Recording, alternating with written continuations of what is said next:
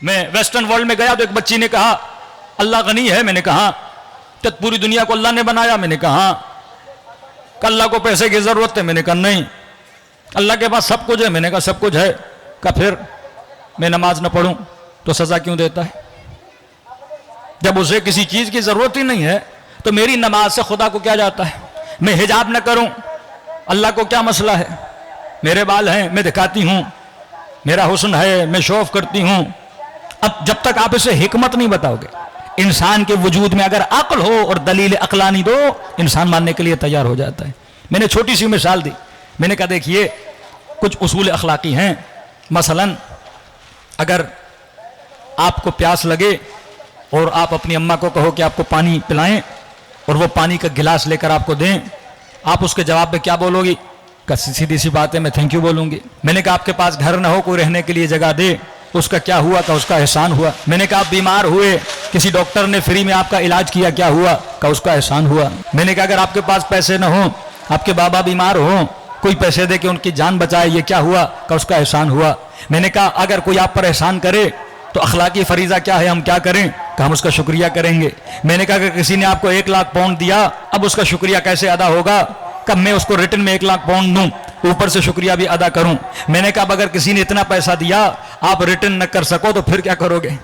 कि अगर मैं उसका पैसा उसे न दे पाऊं तो यही बोलूंगा या बोलूंगी कि आपकी जो खिदमत आप बोलें हम करने के लिए तैयार हैं। मैंने कहा अब बैठिए, बता खुदा ने कितने एहसान किए? अल्लाह के एहसान गिनो। कहा तू नजिस कतरा था, उसने तुझे इंसान बनाया। जरा इंसान की बनावट तो देखें, नजिस गंदीदा कतरा, बदबूदार कतरा, उसने इंसान बनाया। मैंने कहा अल्लाह की मर्जी होती चाहता गधा बनाता, घोड़ा बनाता, बिल्ली बनाता, चूहा बनाता, लेकिन उसने क्या बनाया? इंसान बनाया। जिस्म तो जिस्म जैसा है, वो गधे का हो या इंसान का हो, लेकिन कमाल है इंसान क्या है? उसने इस जिस्म में तुझे अक्ल दिया, उसने विजडम दिया, उसने शऊर दिया। ये तुझे पता है कि मैंने सर्दियों में क्या पहनना है, गर्मियों में क्या करना है, अपने कमाने के लिए कैसे जाना है?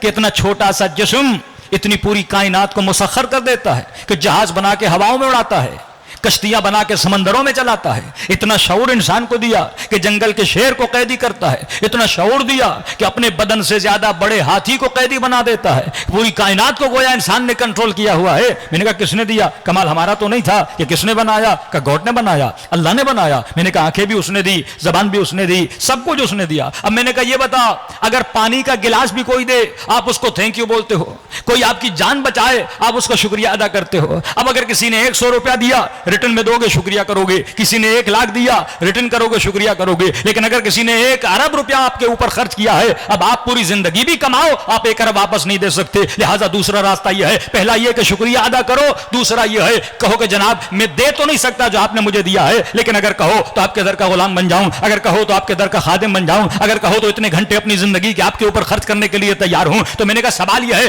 जो खुदा ने दिया है शुक्रिया का हक इस तरह अदा होगा कि जो कुछ उसने दिया उसे वापस करो। क्या ये तो इम्पॉसिबल है? आंखें उसकी, हाथ उसके, पांव उसके, मैं दूं भी तो क्या दूं, क्योंकि जो दूंगा वो भी उसका है। अगर मैं कहूं खुदाया मेरी आंखें ले ले, आंखें उसने दी। खुदाया मेरे हाथ ले ले, हाथ उसने दिए। खुदाया मेरे पांव ले ले, पांव उसने दिए। खुदाया ये दौलत में, खुमुस में, ज़कात में तुझे दे रहा हूं, ये पैसा किसने दिया? इन हाथों से न कमाता तो पैसा ना मिलता। जिस दिमाग से तू मेहनत कर रहा, दिमाग किसने दिया? अल्लाह ने दिया। तो कहा कि वो कुछ नहीं दे सकता मैं खुदा को, तो अब दूसरा रास्ता रह जाता है, खुदा को खुदा जो तू कहेगा मैं करने के लिए तैयार हूं। तो खुदा ने कहा हबीब ये नमाज मेरा शुक्रिया है, ये नमाज थैंक यू है, ये नमाज अल्लाह को शुक्रिया का नाम है कि मुझे बंदों से कुछ ज्यादा नहीं चाहिए, बस ये कहो कि दिन में 17 रकात मेरा शुक्रिया अदा करने के लिए मुसल्ले इबादत पर आ जाएं। और इतना करीब रब जो ये कहे कि तेरे शुक्रिया पर भी मैं तेरा शुक्रिया अदा करूंगा। अगर तू नमाज पढ़ के मेरा शुक्रिया अदा करेगा तो अल्लाह कहता फिर मैं तेरा शुक्रिया अदा करूंगा। मतलब जो उसने दिया उसके देने पर जब कहोगे तेरा शुक्रिया, वो उससे ज्यादा अता कर। इन शकरतुम लअज़ीदन्नकुम, अगर मेरा शुक्रिया, अब ये शुक्रिया लोग नहीं समझते, शुक्रिया ज़बान से नहीं है कि तस्बीह उठाओ शुक्रन लिल्लाह शुक्रन लिल्लाह शुक्रन लिल्लाह, नहीं, शुक्र अमली कि इंसान नमाज पढ़ के अल्लाह का शुक्रिया अदा करे, ज़कात देकर अल्लाह का शुक्रिया अदा करे, खुम्स देकर अल्लाह का शुक्रिया अदा करे, किसी गरीब की मदद करके अल्लाह का शुक्रिया अदा करे। और खुदा कहता इन शकरतुम, अगर मेरा शुक्रिया अदा करोगे तो मैं बढ़ा बढ़ा कर दूंगा, व इन कफरतुम, और अगर शुक्रिया भी अदा नहीं करोगे, मतलब मैंने दिया और इतने नमक हराम बन जाओ कि दिन में 17 मिनट मेरे लिए ना निकाल सको, सजदा करके शुक्रिया अदा ना करो, फिर कहता है इन्ना अज़ाबी लशदीद, मैं हर गुनाह माफ कर सकता हूं पर नमक हरामी का गुनाह माफ नहीं करता। तो जब तक हिकमत आप नस्लों को नहीं सिखाओगे, दीन हिकमत का नाम है, दीन बसीरत का नाम है। अब जब इसके जहन में बच्चे के बैठ गई, अब समझ गया भाई जिसने इतना कुछ दिया है, एक बॉस मुझे सैलरी देता है, मैं मेहनत भी करता हूं, आखिर में थैंक यू भी लिखता हूं, और वो खुदा जो मुझे रिज़्क़ दे रहा है, फ्री में आसमानों से पानी दे रहा है, फ्री में ऑक्सीजन दे रहा है, जरा 5 मिनट सोचो तो सही, एक दाना जमीन में डालते हो 100 दाने बना के निकालता है, पानी भी उसका, मिट्टी भी उसकी, ऑक्सीजन भी उसका, सूरज भी उसका, चांद भी उसका। कोरोना के दिनों में जब इंसानों को मसला हुआ तो जाके हॉस्पिटल का जो ऑक्सीजन लगाते थे, कितने पैसे लगते थे, एक दांत गिर जाए तो पैसे वाला दांत लगाओ तो कितना खर्चा होता है, किडनी फेल हो जाए, किसी किडनी लेनी हो तो कितने लाख रुपए खर्च करना पड़ते हैं, डायलिसिस हो जाए, लोगों का खून लगाओ तो कितना खर्च करना पड़ता है, और वो खुदा फ्री में सब कुछ दिए जा रहा है। तभी फरमाया इस बदन और इस नेमत खुदाबंदी का शुक्रिया अदा किया करो। कुफरान नेमत यह भी है कि अल्लाह का शुक्र भी अदा न करो, ऊपर से जो अल्लाह ने अमानत दी है जवान उसका ख्याल न करे, गंदी चीजें खाए, गंदी जगहों पे जाए ताकि जिस्म बीमार हो जाए, इसका भी हिसाब किताब होता है। यह बदन अल्लाह की नेमत है और जो बंदे बाबसीरत है वो अल्लाह का शुक्र अदा करता है। इसी तरह कहा कि हिजाब में क्यों करूं, मैंने कहा देखो हुकूकुल इबाद है। हम कहते हैं ना, मसलन एक छोटी सी मिसाल दूं, टॉपिक बहुत लंबा हो जाएगा। मसलन अब पाकिस्तान में तो कानून नहीं है, मैं यहाँ कोई मिसाल भी नहीं दे सकता। अब मेरे जहन में आए कोई ट्रैफिक की मिसाल दूं कि अगर लाल बत्ती हो जाए तो गाड़ी ने रुकना होता, अब यहाँ तो कोई रुकता ही नहीं है, तो मिसाल ही नहीं बनती। लेकिन बिलफर्ज सोचिए कोई मुहज़्ज़ब सोसाइटी हो जहाँ पे ट्रैफिक लाइन में आप खड़े हैं, लाल बत्ती हो जाए। अब ये जो रेड लाइट है कि रात के 1 बजे बत्ती लाल है, वेस्टर्न वर्ल्ड में आप जाएंगे लोग रुक जाते हैं बत्ती के पीछे। लेकिन एक क्वेश्चन करो, हो सकता है कोई आपको बोले कि जनाब अब तो कोई नहीं है, आप क्यों रुके हुए हो, आप चले जाओ। या एक बंदा कहे मैं लाल बत्ती तोड़ रहा हूं, इससे किसी और का क्या जाए। तो जो कानून बनता है वो आपके लिए सिर्फ नहीं बनता, कानून जब भी कोई बनाता है वो सोशल कानून होता है, लोगों के मफादात के लिए कानून बना। अल्लाह ने एक इनफरादी कवानीन है, एक इज्तिमाई कवानीन है, फर्दी कानून और मुआशरती कानून। मसलन ये जो ट्रैफिक के उसूल हैं ये आपके लिए नहीं है, ये लोगों के लिए है। क्यों? क्योंकि जब आप सिग्नल तोड़ोगे, आप गाड़ी निकालोगे, अगला बंदा समझेगा कि सिग्नल उसका ग्रीन है, आपका रेड है, वो आगे आएगा, आप दोनों का एक्सीडेंट होगा, आपका तो नुकसान होगा ही होगा, लेकिन अगले बंदे का भी क्या होगा, नुकसान होगा। तो कानून इसलिए बनाता है ताकि आप भी बचो, अगला बंदा भी बचे। अगर कोई खातून हिजाब नहीं करती, उसका नुकसान अगर नहीं है, लेकिन सोसाइटी का नुकसान तो है, क्योंकि खुदा ने किसी के वजूद में कशिश रखी है किसी और के लिए, यानी जज्बात को उभारने की चाबी किसी और के पास है।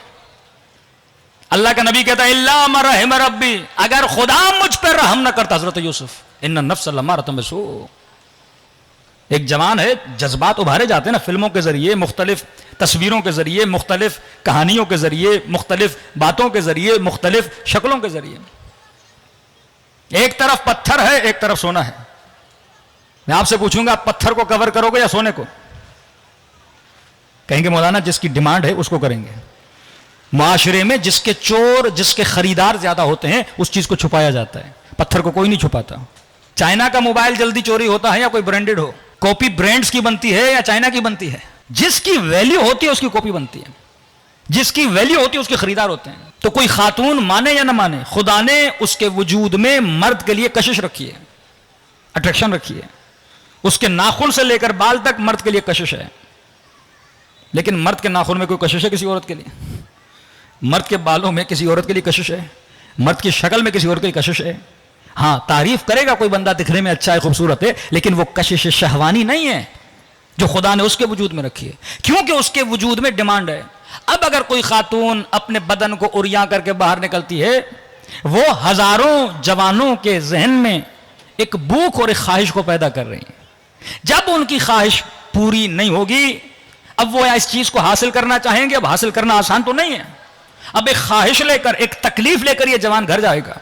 जब घर जाएगा, या ये गुनाह खुद रजाई में पड़ेगा, या ये अपनी शहवत को पूरा करने के लिए जिना में पड़ेगा, गुनाह में पड़ेगा। ये बिल्कुल ऐसे है कि एक बंदा भूखा है, आप उसे खाना दिखाओ और खाना खिलाओ नहीं, ये तकलीफ है। तो फरमाया क्योंकि मैंने तुम्हारे वजूद में लज्जत रखी किसी और के लिए, तो ये कतई इजाजत नहीं है कि आप मुआशरे में ऐसे घूमो। आप खुद को तकलीफ नहीं दे रहे, लेकिन किसी और को दे रहे हो। दूसरा, किसी और को तकलीफ ना भी दो, अपने वजूद को बेअर्जिश कर रहे हो।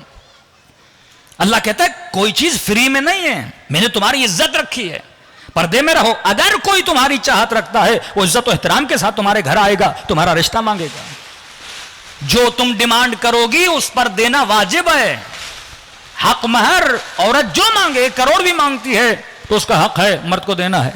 1 अरब भी मांगती है, उसका हक है, उसकी मर्जी है वो कितना मांगती है। अखलाकी पहलू पे बात नहीं कर रहा, लेकिन उसकी जो डिमांड है वो मर्द ने पूरी करनी है। और जब आपको अपने घर में लाएगा, कमाएगा वो, जहमत वो करेगा, मेहनत वो करेगा। अब कहें कि औरत और मर्द इक्वल हैं, हम जॉब क्यों ना करें, हम काम क्यों ना करें। बंदे खुदा, हर किसी का बदन खुदा ने अलग अलग बनाया है। अमीरुल मोमिनीन से पूछा कि अदालत के, फरमाया वज़अ शयउ अला मकान है, हिकमत को समझो, साहिब बसीरत बनो। फरमाया अदालत का मतलब मुसावात नहीं है। ये दुनिया का बेवकूफ तरीन नारा इक्वलिटी।